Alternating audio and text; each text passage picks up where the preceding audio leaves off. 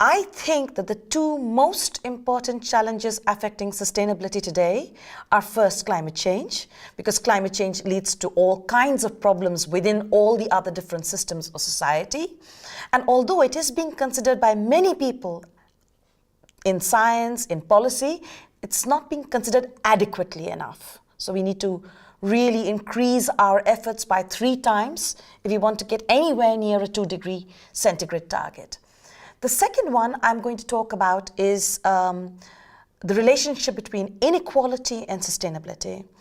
And for me, if we are talking about a planet with limited resources, so planetary boundaries, and we are talking about a world where our demand keeps increasing, then somehow we have to find a way to divide these resources, this air, this water, this ecosystem services amongst all the demands that people have, in the context also of a growing population. So we have to talk about sharing. And I'm afraid that the capitalist system that we have is not really focused on sharing, it's focused on concentrating power. So I'm a little worried about whether capitalism can be able to deal with both the climate change problem as well as the inequality problem.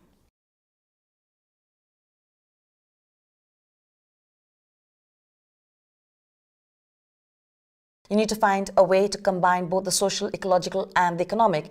But when I talk about the economic component, I'm talking about well-being rather than income or GDP.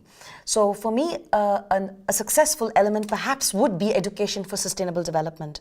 So if you educate people worldwide on various issues, including for sustainable development, maybe you create a new community of people who are willing to take both the social and the ecological and the economic aspects into account. And the other argument is with respect to the energy transition.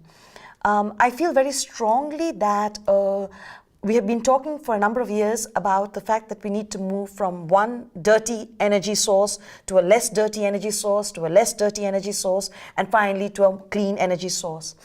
And I think for developing countries, they need to find a way to jump across.